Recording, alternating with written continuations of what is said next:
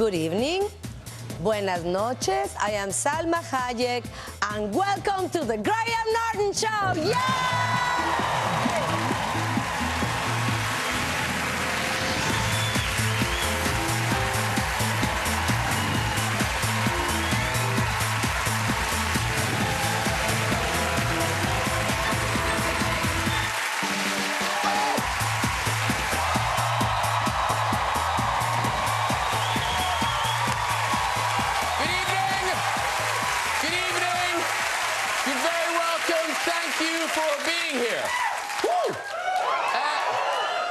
Look, normally at the start of the show, we take a look at some of the funny things that have been going on in the world.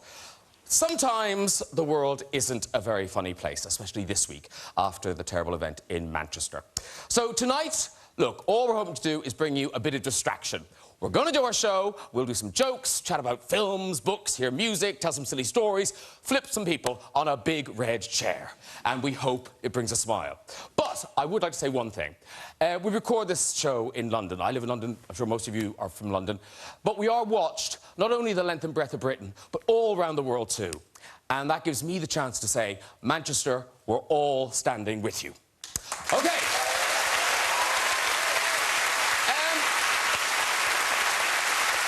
Shall we begin our show? Let's start it! OK, we'll get some guests. Later we'll be joined by the stars of the new BBC comedy White Gold, Ed Westwick and James Buckley. But first, he was part of the biggest boy band in the world, One Direction, and now he's launching his bid for solo stardom. Please welcome Liam Payne, everybody! That's Liam Payne! Hello, sir! Very nice to see you. Hi. OK, have a seat too. Thank you. Is not just the award-winning co-creator of Little Britain and our favourite judge on Britain's Got Talent, he's also one of the country's most successful children's authors. It's David Uwelliams, everybody!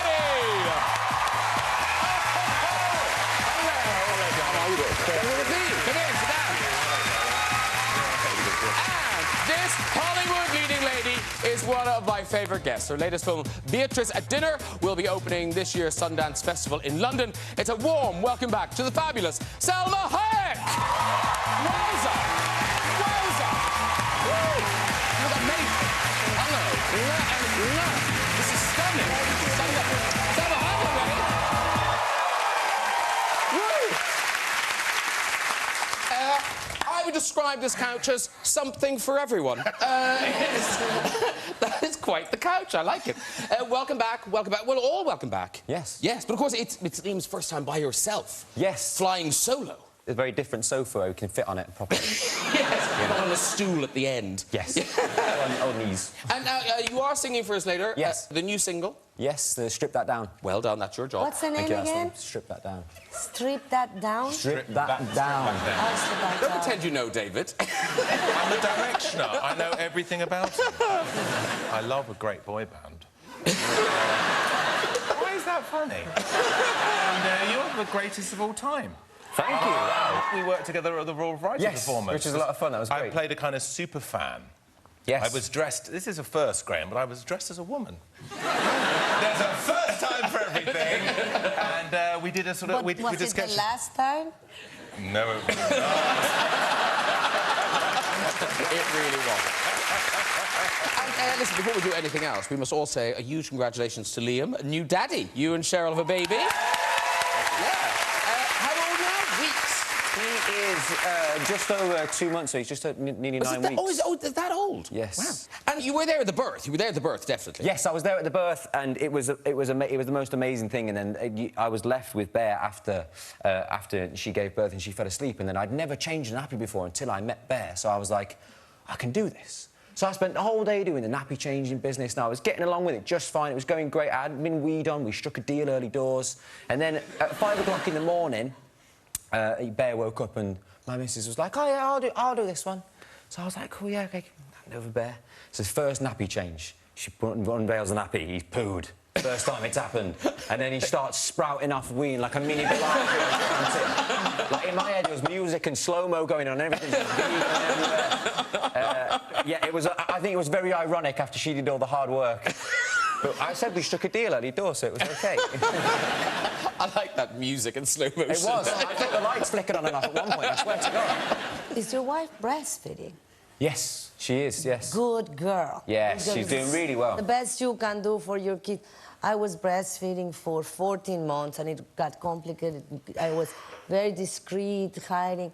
But one time, my mom's an opera singer. And one time, she's also hypoglycemic.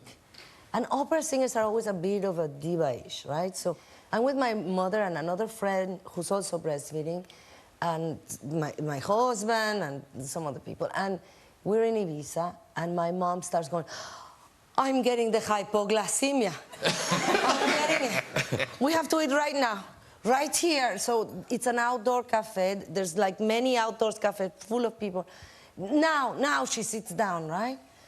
And then I have to feed the baby, so nobody's really recognized me yet.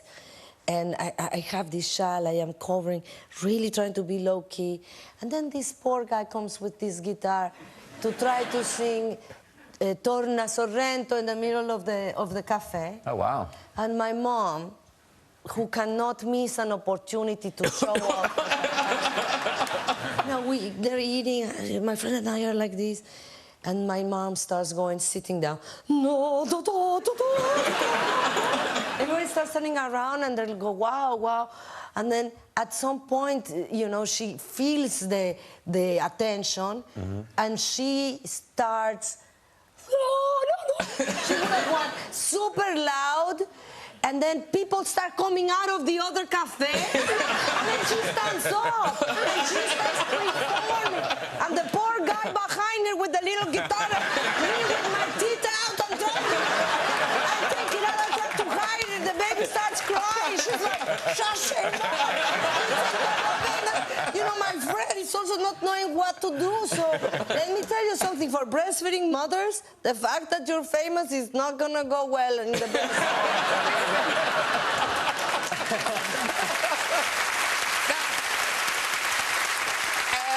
Salma Hayek brings us a great movie. It's called Beatrice at Dinner, and it opens the Sundance Film Festival, which is in London. There are various Sundances. So this one is in London next Thursday. And now, you play Beatrice. How do you describe it? Because it's sort of half a kind of comedy of manners, and yet it also has this quite profound sort of social conscience. Exactly. What do you tell people about it? I tell them to go see it. I tell them to go see it, and because I think it's fantastic. And this is one of those rare occasions where I'm not lying. I feel you. Because you have, like, the studio's pushing, you have to say, and you're like, yeah, it's wonderful, you know. And inside you're like, I hope nobody sees this. But this one, actually, I think they should go see it. It's different. It's very strong. It makes you think a lot. It makes you laugh. It makes you feel nervous. Yes, yeah. It makes you uncomfortable. It makes you uncomfortable. I play a holistic healer, and I am invited by force, because they have no other choice, to this dinner of very powerful people. And I talk about fish out of water, and it's like the worst night of my life. I mean, I'm sure you guys have had some really bad dinners, but it's very bad. And you've got a clip from the film. This, appropriately enough, it's sort of self-explanatory, I think. This is just Beatrice at the dinner. At part of the dinner, yeah. Tonight you have a choice of 2 entrees. The chef has I would just like to say to Kathy and Grant, thank you for having me tonight. I know you were not expecting me, but I love Tara, I love your family, and I love being in your house. And it's an honor to meet all of you. Oh, so sweet, thank you. And I would like to give you all treatments, free of course, as my way of saying thank you for including me tonight. Oh, no, Beatrice, you don't have to do that. A treatment? What do you mean? She's a masseuse, Doug. She gives massages. We're getting free massages? All of us? Oh. At the same time? You wish, you sicko. You will have to come to the center in Santa Monica. I have an office. You have an office. Good for you.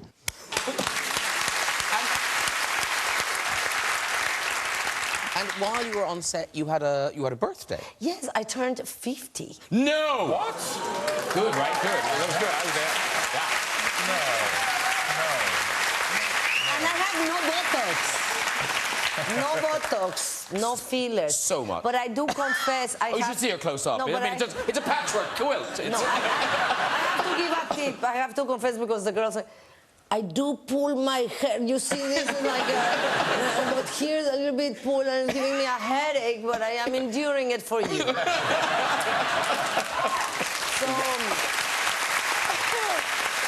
guys cannot do that. You probably could do it, but in a couple of years. And, Botox or the hair? no, the pulling. No, but you don't need it. Yeah. Thank you. Yeah. No, it does make me feel good. Thank you. But anyway, they celebrated your birthday. They brought a mariachi band. Very and nice. I was really moved. I came to work because I had to work on my 50th birthday. And, but when I arrived, I'm sorry, all unhappy, oh, I have to work today, and then, of course, I opened the car door, and there's this mariachi, and I cried, and it was amazing. And then they told me that the producer, when Miguel proposed the mariachi, she said, but is that politically correct? Because she's Mexican, she will bring a mariachi, is she gonna think he's racist? Is it... So she was really nervous, so I made a joke at her and said, I need to talk to you. I said, I gotta say, I'm really grateful for the thought of doing something on my birthday. But really? A mariachi? Are we having tacos for lunch? And she was nearly in tears. I said, I'm sorry, I find it a little racist, but then I told her it wasn't. You get invited to all sorts of things. Were you on holidays when, I think it was Brian Ferry invited you to dinner? Oh, yeah. Well, I was at a very nice hotel in Turks and Caicos, and Brian Ferry was also staying there, and I knew him a little bit. And Prince was there as well. Wow. This was a few years ago. And, Prince is dead, yeah. Glad you can see the funny side. And Brian said, would you like to come over and have dinner with Prince? I was like, well, this is a once-in-a-lifetime opportunity. And so, yes, of course. But that was quite an awkward conversation, because Prince doesn't say much, and Brian Ferry isn't that talkative either. So sort of sat there, nothing much to say, and Prince doesn't ask any questions. He doesn't go, what do you do? Or, well, you're my favourite judge on Britain's Got Talent, or anything like that. And there's a magazine there with a picture of Florence and the Machine, and I say, oh, do you know, just trying to make conversation, you know, Florence and the Machine, and they both go, no, I don't know her. I said, oh, you know, she just did that brilliant cover of that dance song. And they went, well, which dance song? You know, that one, you know, You Got the Love. And they went, Prince went, I don't know the song. Like, you know, that song, you know. You got the love I need to see you through. Sometimes I feel like I'm singing to Prince and Brian Ferry. The most embarrassing moment of my life. And they're just looking at me blankly, like I'm mad, like I've made up this song. It was horrible. And when Prince left, it was that amazing sense of relief. You know, you meet someone really, really famous, and it's sort of, you just desperately want it to end. You want to sort of say that you've met them, but you want it to be over. That was horrible, but I mean... I had that with P. Diddy. I went over to say hello to P. Diddy, and Jay-Z was there, and Leonardo DiCaprio was sat at the All far right, side. I think you've dropped enough names. OK, I think people thought Prince and Brian Ferry was good. We don't need to hear about other people who are in the room. Just stick on the people the story's about. So I went over and I thought... I was trying to think who's the easy target in this scenario, who's the one that you go to say the hello, and I'm thinking... I saw him and get him to the Greek. I'm going to go over there and say hello to him. So I thought, P. Diddy. So I went out to shake his hand. And I shook his hand, and I was, oh, nice to meet you. And he's going, But the longest handshake ever. And I'm, like, sat there just looking in P. Diddy's eyes, like, when is this going to end? and then the worst of it happened. The worst of it happened. There was a whole thing with Jay-Z, and I went to lean in to speak to him. But you can't lean in to speak to Jay-Z. You're not allowed to lean in. And his bodyguard just, like... shoved me like this, and I went flying across the room, and I was like, right, I'm just going to go and sit over here with Eddie Golden. Thank you, that's enough. Very awkward moment. That is weird that people kind of live like that. It's so strange. I have to say, Prince, I know that people that sometimes he was quite... But I was very good friends with Prince. He was one of my closest... Wow, David. Now. That's my one dinner is meaningless now. Let me tell you something. He was so funny. He was... Not that night.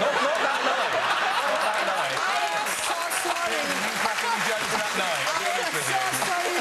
But he didn't crack jokes. He had a strange sense of humor. You know, like we'd go somewhere and he'd say things like, I would start going for the food like I always do, and I would like try to get something, and he'd be very serious like this in a and he would go, hold my hand, and said, sister, stay away from the buffet. That's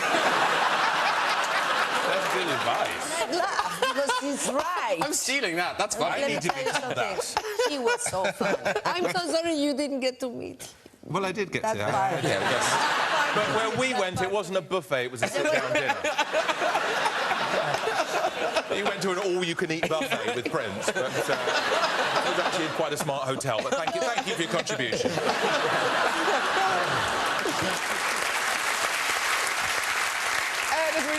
The other thing I wanted to just say about the film, Beatrice Dinner, is when was it written, or when was it planned? Because it seems so kind of perfectly placed now. It's very kind of zeitgeisty in that kind of Trumpian America. John Lithgow's character is almost a version of Trump. Exactly. And was that all planned? No, the scary part is that there's so many like him. Yes. You know, we were thinking about the dentist that killed the lion. Yes. And so it was before Trump. But when we were shooting, he was campaigning. But now, I won't ask you about your political opinions, but we do have a picture that suggests... But you're not going to ask me because you already know that. Here you are with a lovely piñata. This is the Mexican style, you know? The minute he started talking about the Mexican, 2 days later, we were selling piñatas like there's no tomorrow. Somebody brought one to a party at my house. The Mexicans lined up worse than the little kids at Valentina's party. And the tragic thing was that the first person that went on it killed it in 2 seconds because we're hitting it so hard. Nobody else got to hit the piñata. But some people were stepping on it on the floor. Because, have you met the real Donald Trump? Oh, yeah. What was he like? Strange. It's like, I mean, one thing you gotta give it to him, like, he is what it is. It's not like... Yes, he's not pretending. Pretending. Yes. Yeah, what you see is what you get, unfortunately. Oh, my God. Because, David, now, you haven't met him, have you? No, I have not. But you did take the opportunity of dressing up as him. Yeah. There you are.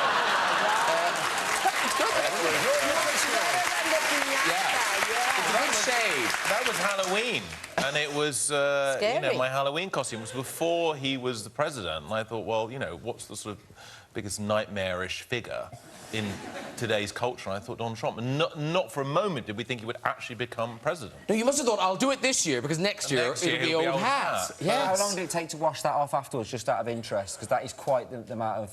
It was 3 or 4 weeks. Well, of course, this week, Donald Trump's been on his first trip abroad as president. So here's some pictures of him. Here he is in Saudi Arabia. Now, oh my God. What's going on there? Well, apparently, it's some sort of peace thing. But it does look like a crystal ball, doesn't it? I see impeachment. I see disgrace. Look at him, he looks like a mystic Trump. It's really scary. Yeah, the lighting's not really doing him any favours at all. He then went to Jerusalem, where he visited the Western Wall, and he placed a note inside. Presumably the note was for the wall builders. Call me, I've got a job.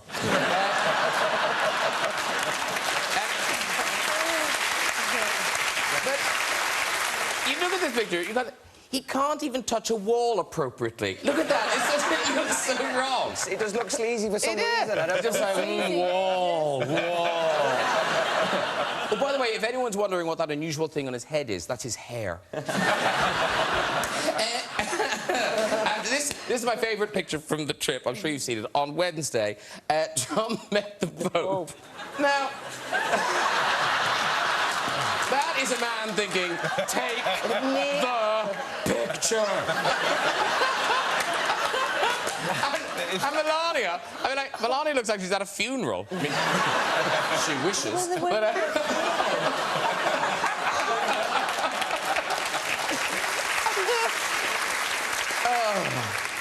Did you see when Trump tried to hold Melania's hand? I When they got off the plane? That was awkward, wasn't it? She's, well, that. I reckon I'll get that when I get in for telling the Bellagio story. With the peeing, yeah. Get off me.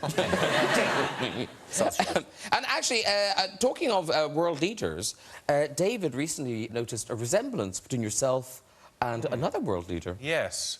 Well, I saw a picture of our glorious leader, Theresa May, and in youth, I think she did actually look a lot like me. I think you've got the picture I put We do. on Instagram, I think.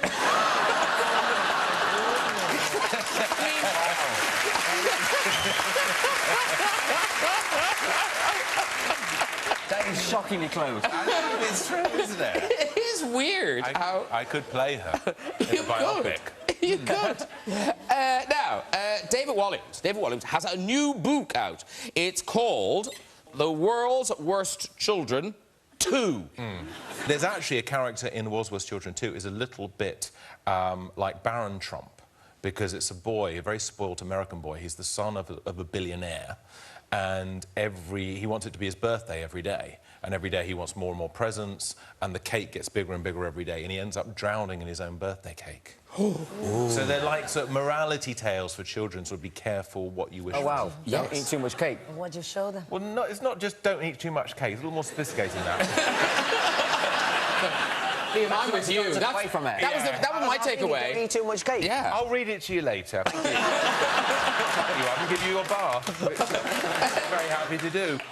And this... Are your books... Because some of your books are for younger children. This is sort of 6 to 12-year-olds, I say. This is a bit younger. I go into lots of schools up and down the country, and I do ask the kids, they say, you know, are there any reluctant readers, any kids who don't like books? And, you know, normally boys put up their hands. There's no shame in it, that you just need to find the book that's for you. And this book is really written with the reluctant reader in mind, because it's full of pictures.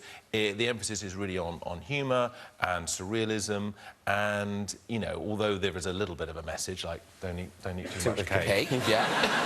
You know, it's meant to just be read for fun. I would like to actually sign one for your daughter. I was actually going to steal that For your one. when daughter. I signed Look, the here we book. go. Can I sign I it? saw where he was hiding, and I said, Here we go. There you go. I don't know if And this is the someone right page. told me your daughter's name was Valentina. Valentina. How old is Valentina? 9. Does she read? Yes. Does she read in English, or...? Valentina, English, French, and Spanish. Oh, so properly... I know, that's... Yeah. That's a lot. I've got a lot to learn, I think. Yeah. There we go. So do I. $9.99. Thank you.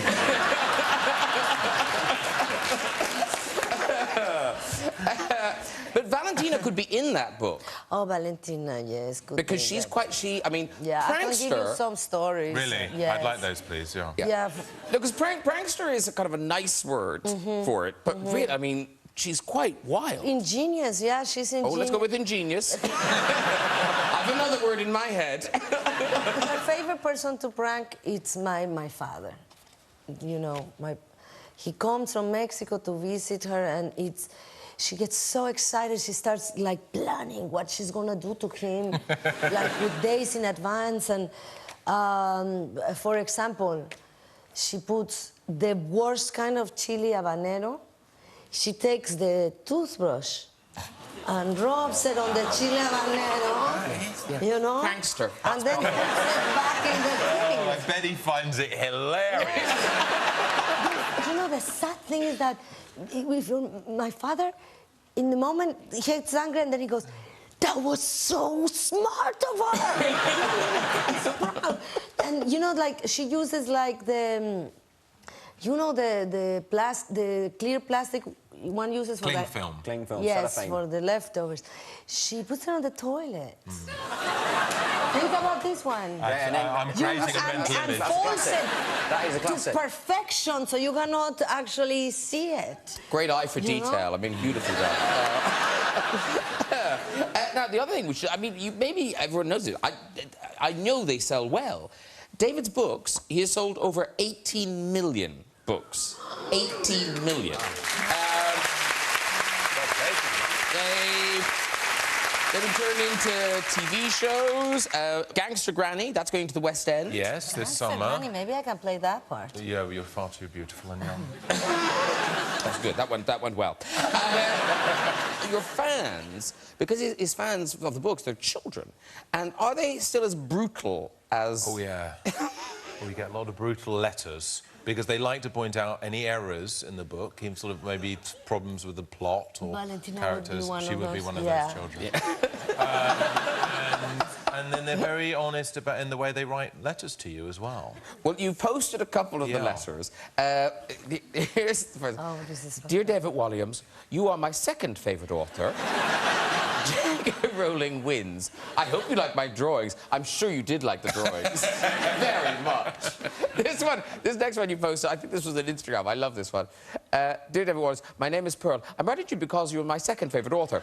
I really wanted to write a J.K. Rowling, but my teacher said not to, as she obviously receives too many. So here I am writing to you on my 10th birthday. Well, it's just honest, isn't it? Because, I mean, the truth is, J.K. Rowling would be too busy to watch every letter. But me, I mean, I've got time on my hands. It's very sweet, though. I mean, How did you feel when you read it, that you said, I am actually reading it now? I thought, I love it when they're funny, actually, because they really, really stand out. I had another good one, which was this girl wrote, can you come to our summer fair on the 2nd of June? Our teacher, Mrs. Wilkins, said you can stay at her house for the night. If you say so. But now, I don't want to put you off anyone on the couch, but there is a very large J.K. Rowling fan on the couch. Liam. You are, though, aren't you? Proper. Yes. No, I do like Harry Potter, yes, I will confess. Yeah. But there's a very dawn gaze happening right in front of me here. No, I think she's so here's Liam, and I think it's your 22nd birthday. That's a cake. Yes. I'm Cake looking of all the Harry Potter books. And you're not to eat too much cake. We learned that from David. Yes, of course. Oh, well done. The important message you can take away from tonight's show. Yeah. But so you kind of think, oh, that's kind of a fanny thing to have done. But but you've gone a bit further at your home. I can be a bit weird sometimes. Why is that funny? Yes, well, I had, like, a thing... I don't know, I went through a Harry Potter phase. I was watching Harry Potter a lot. Something we watch around the house. Like, why are you looking at me like that? Well, I'm just interested. So I bought one of the cars from their film, and it's in my garden. That's some sort of confessional now. Yeah, one of the... It's that car. Isn't it good? Yeah. Is it the original one? No, it's not the original one, but I'd love to say that it was. But I bought it off this guy who goes to, like, conventions and stuff. It's nothing to get into, really. It's close, it's close. And is that something Harry Pottery up there, is it? Yes, that's a Hogwarts sign as well. That's... Okay. I mean, really making, like, upping my cool points via, like... And what's that bit? What's that thing over there? That's just a random garden gnome, actually. My garden's... It's great, you'd love it. Now listen, obviously, I mean, things are great for you right now. You've got the new record, you've got the new baby, and you and Cheryl are together. But what's so odd is, I don't know if you know this thing, that Liam and Cheryl, we saw you meet. You saw us meet. We did, though, didn't we? You did, yeah. Like, you hadn't met before this. Right, this is really... I'm going to be sleeping here tonight now if we go into these. Did you just like to talk about this bit? Oh, no. We do have a... Can we see the wink? Can we see the wink? You can see the wink, I suppose, yeah. OK, so this is the first time... Ignore the hair, it was a different year. This is the first time Liam ever met Cheryl. Here they are. Fly me to the moon, let me play among the stars, and let me see what spring is like on Jupiter and Mars. In other words, baby, kiss me. Alec, I think you're really cute. Thanks. I think you've got charisma. You know, you give us that little cheeky wink. I think this kid could do fantastic in the show. Yes. Oh, that's amazing, isn't it? He was actually winking at Louis Walsh.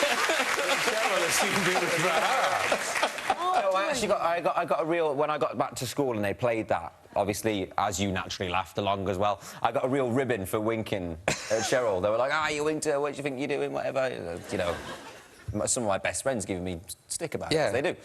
And then come to my 23rd birthday party, and here we are together, and my friends are just mute in the corner. Why are we here? Where's the food? Yeah, they wouldn't. Like, I've never seen my friends so quiet. So I winked at all of them. I didn't really, but I should have. And now we've got a baby bear. So it all makes perfect sense. That's how... You notice how they keep promoting all your competitions? Harry Potter, the X Factor. I have noticed that. Yes. Yeah. But, you know, but you are... Well, now, are you friends with Simon Cowell or not? Yes. You are? Yes. But in as much as he can be friends with anybody. Deeply strange man. But you do annoy each other a lot. Oh, we're very competitive with each other. We're like sort of competitive brothers who sort of love and hate each other. And he winds me up all the time when we're making the show. Like, he'll say something like, David, have you got your phone out? And I'll say, yeah. He goes, have a look to see if Alicia's ever done any lingerie shoots. Why? He goes, David, you just need to do it for me. Thank you. I'll pay you a lot of money to look up if Alicia's done any lingerie. So I look it up and find some pictures of her, you know, looking sexy. He goes, Alicia, David's looking at pictures of you in lingerie. That's the kind of stuff he does all the time. But then I get my own back. I say, because I know he loves animals. And like Hitler loved animals. And I know he loves animals, and I say to him, I've got a lovely, lovely picture of my dog Bert. Would you like to see it? And then I show him a rather unusual picture of Bert. I think you've sent us the picture. This is the picture of Bert. That's brilliant. Now, talking of talented pets, you had a parrot, didn't you? That Yes. they could properly speak. Yes. What was the name of the parrot? Paco. Paco the parrot. Paco was a bit of a prankster, too. So what could it say? Well, he would just start cursing. When really, like, if my parents had guests that they wanted to impress, he kind of sensed it. And he'd just start saying the alphabet of cursing, you know, really loud, because he was loud. But who did you learn it from? That's the real question here. I think we bought it like that. and then one time we were all out, and my uncle came to the house, he rang the bell, and Paco would go, "We're coming!" And my uncle is waiting, ring the bell again. "I'm coming! I'm coming!" And he rings the bell. "Wait, I'm coming!" And after 1 hour, my uncle started doing all the cursing. That's where you got it from. He probably was my uncle and it was revenge, yeah. Yeah, he was there for 2 hours. Where did the parrot learn I'm coming? That's the best part of the story. It shows it was a happy family. It was a very happy parrot. It's time to meet my final guests. One is best known for The In-Betweeners, and the other brought us the US hit Gossip Girl, and together they star in the new BBC Two comedy White Gold. Please welcome James Buckley and Ed Westwick.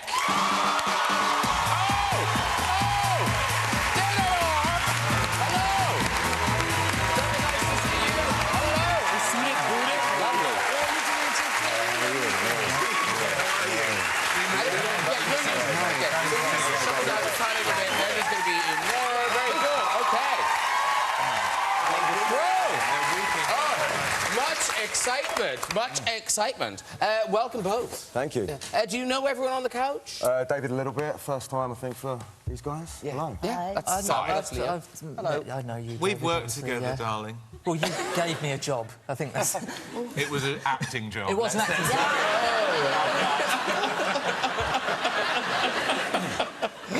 Well, I was acting.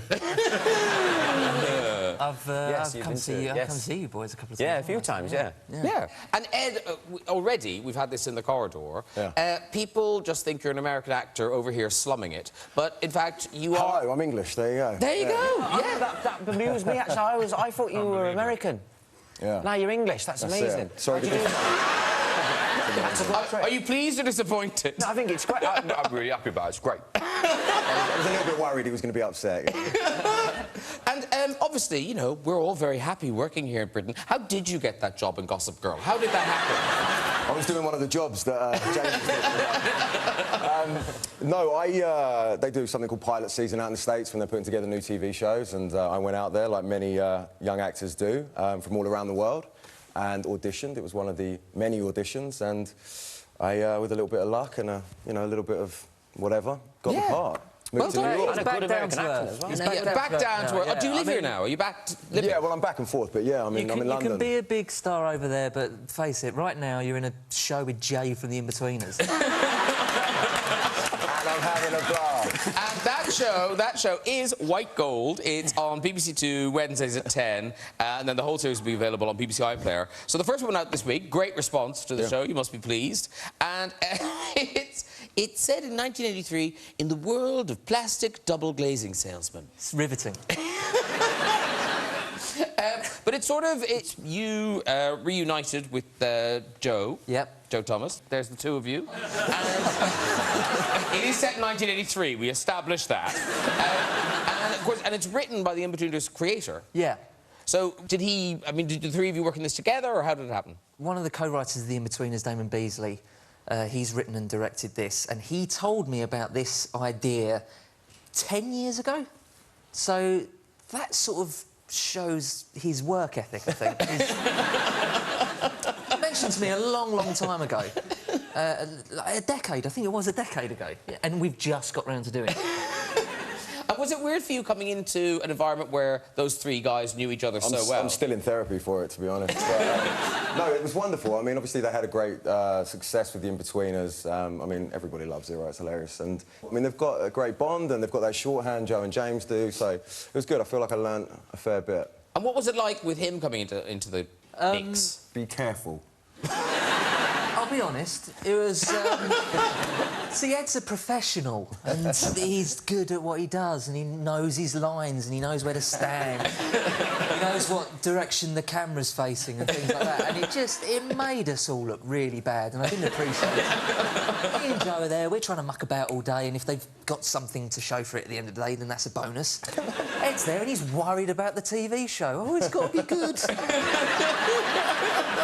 That's not why you get into this business. You're doing it all wrong. You're working far too hard. I don't do this job to work for a living.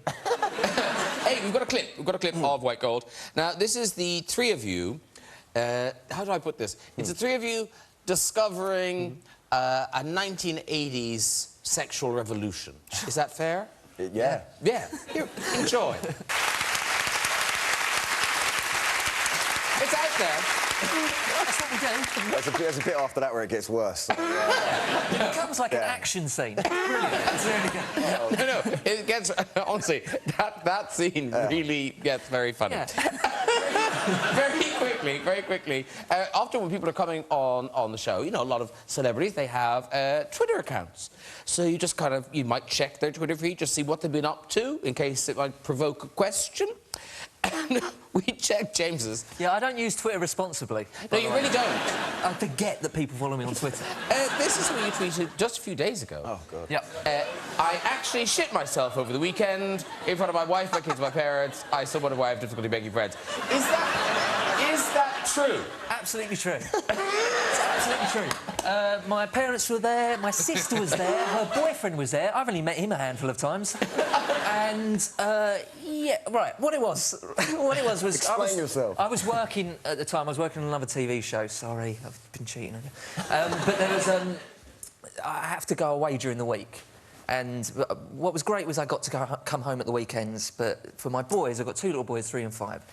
And the Sunday came and I'd had to leave that night to go to work for the next day. And my eldest son got really upset. He was like, "Oh, you're going already?" And I was going, oh sorry, mate. I thought, then I felt like I had a fart. And I thought, this will cheer him up. He'll love this.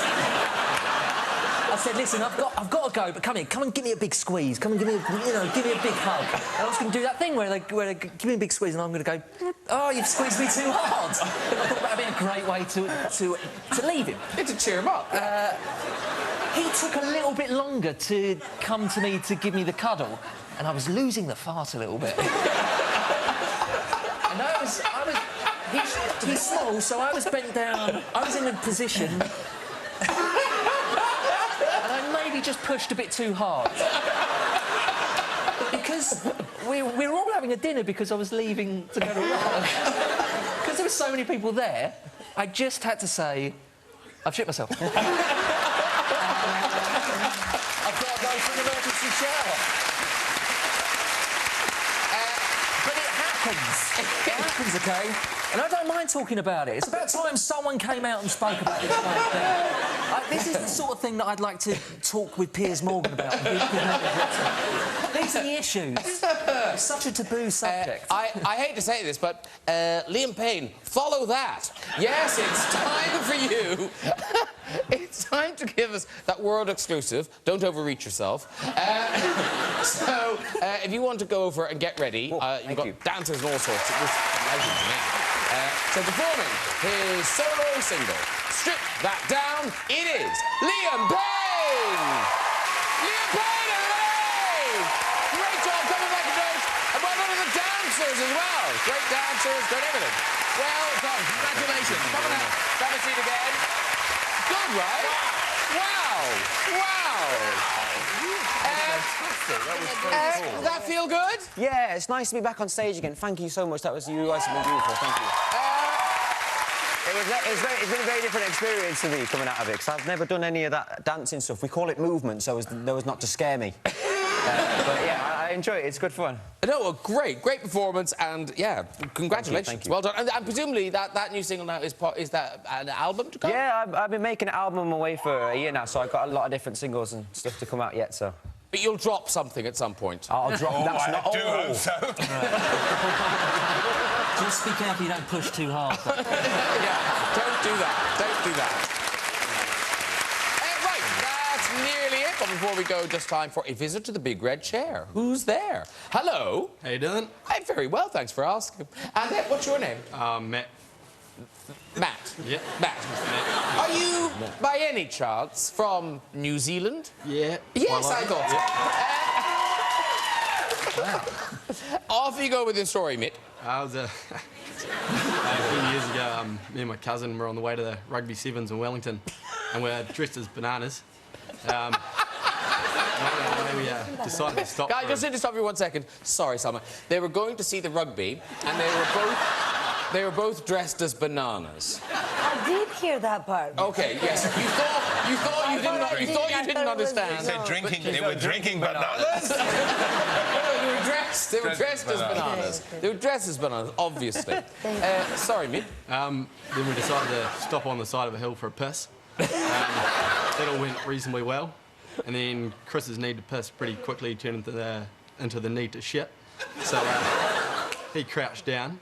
That all went okay. It only went downhill when he decided to stand up, slipped over, quite ironically in a banana costume, rolled down the hill, knocked himself out on a tree. I ran down the hill to try and save him, slipped over in what he'd just done. Both ended up down the bottom of the hill covered in all sorts and ended up in hospital with his brother there waiting for us. Me and him got kicked out of the hospital because we thought we'd take it into our own hands to fix him because the doctors were taking too long. So we got kicked out, went back to town, had a good night, and about 3 hours later we see Chris walking down the high street in his hospital gown, discharged himself. You can walk. Go. I've never been to New Zealand, but I so want to go. I didn't understand anything. I understood banana, shit, crack, hospital. It was too long. He said it was too long. That's all I understood. Well done. If you'd like to join us on the show and have a go in that chair, you can contact us via our website with this with their address. And that is it for tonight. Please say thank you to my guests, Mr. Liam Payne, David Uwolliams, James Bacli, Ed Westwick, and Sальма Hayek. Do join me next week with singer-songwriter Beth Ditto, Baywatch's Zac Efron, actress Annabelle Wallace, and her co-star in The Mummy, the one and only Tom Cruise. I'll see you then. Good night, everybody. Bye-bye.